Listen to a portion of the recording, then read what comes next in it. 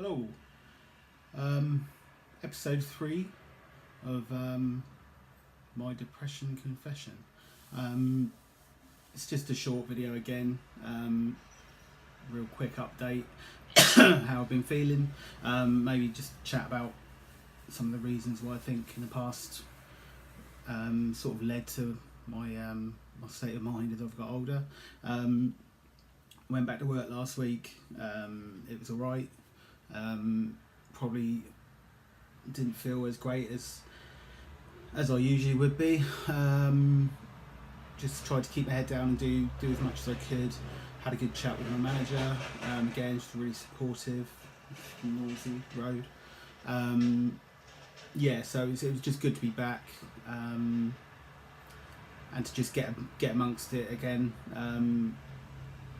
As I said before, I've been signed off a few times and it's not great. I spent long periods off sick with sort of anxiety, depression. It's horrible. You just sit on your own, avoiding people, avoiding any sort of contact, but you just dwell on everything that's going through your mind. Really good to get back to work, seeing everyone, and have a bit of a laugh and just take your mind off it a bit. I think that's the best thing.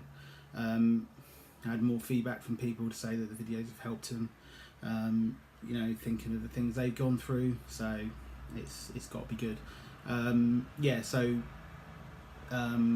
Like I say, I'm just going to go, say a little bit about why I think my depression, or the way I look at it, how it sort of built up over time. I was always, said before, I was always a sensitive child. I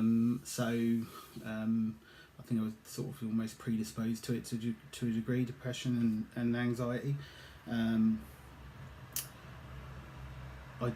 don't remember feeling sort of bad or conscious about myself, conscious about not liking myself, until probably into my teens.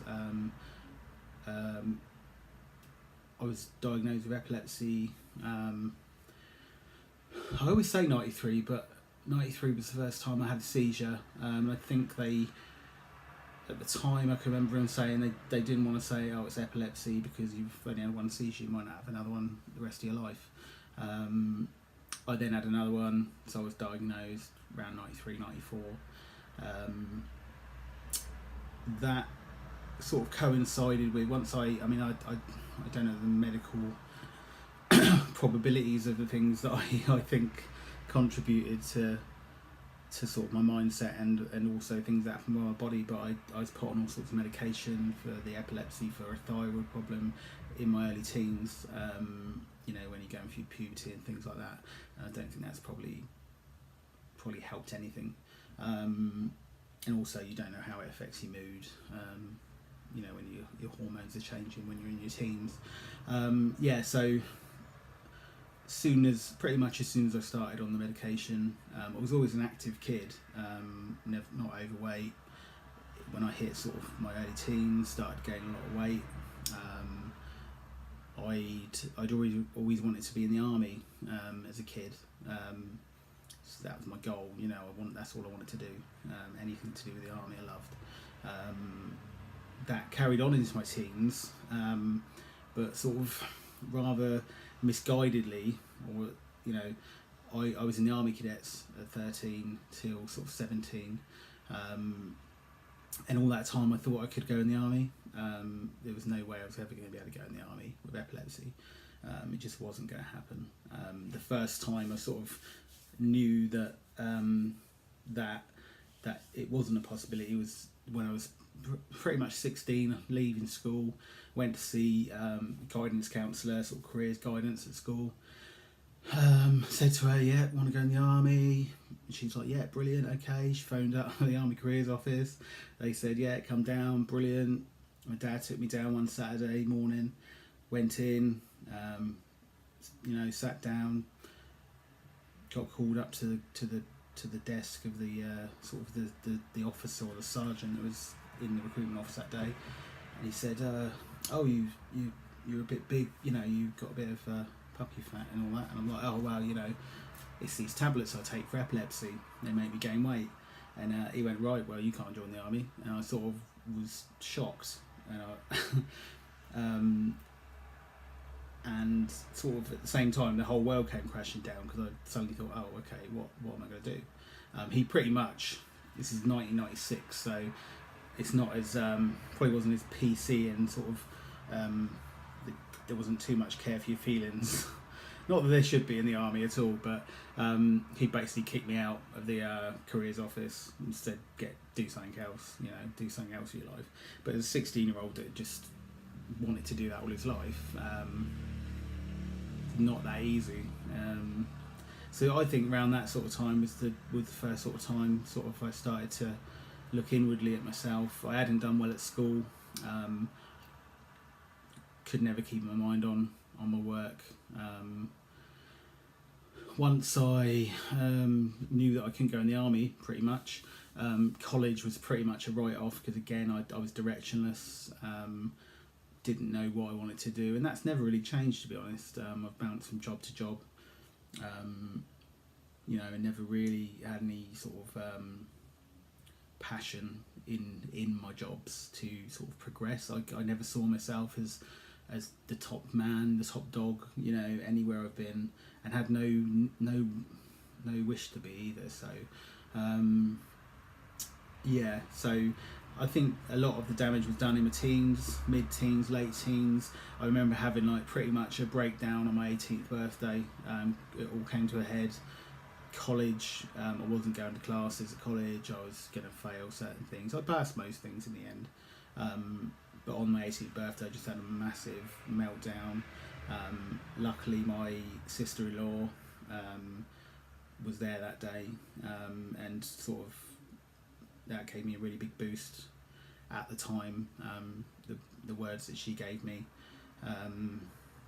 So that's it's what you always need when you sort of feel like there's no direction. And I will say back in those days as well, it just gave me something to, and there's still like it now.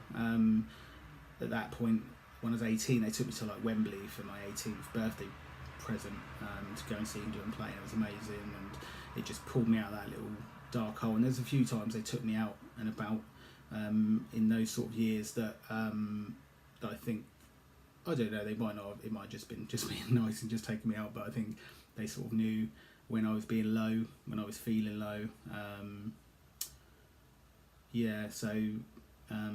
then I'd say into my early 20s, I maybe managed to suppress it a bit. I lost a bit of weight, or quite a lot of weight, probably 3 or 4 stone.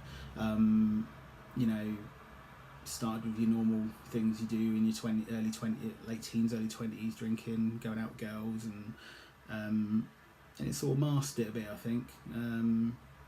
But all the while, I think little chips get taken away, and it leads you to, if you don't face up to it, which took me a long time to do, into my late 20s, early 30s, you can just snowball,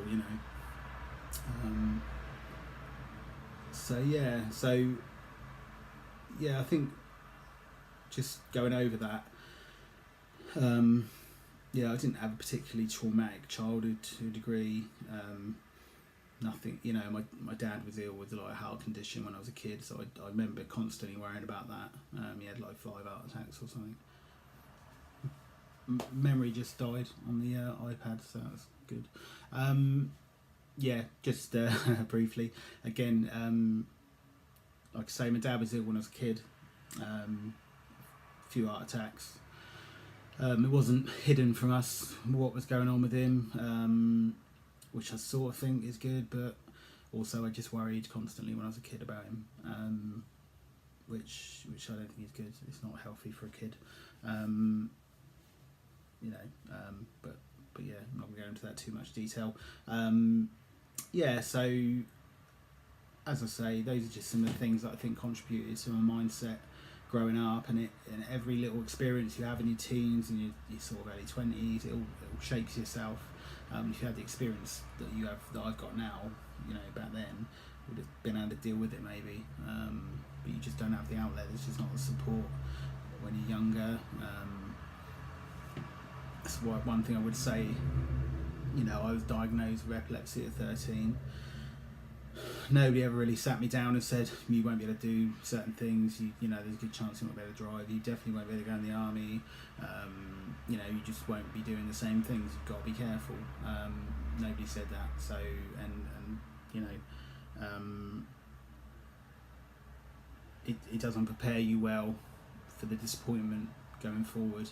I think a little bit of disappointment is good for you in those early years, to sort of motivate you and drive you forward, but you know, when it's constant, when it gets to a point where it's constant in sort of your late teens, sort of early 20s, you don't think much of yourself.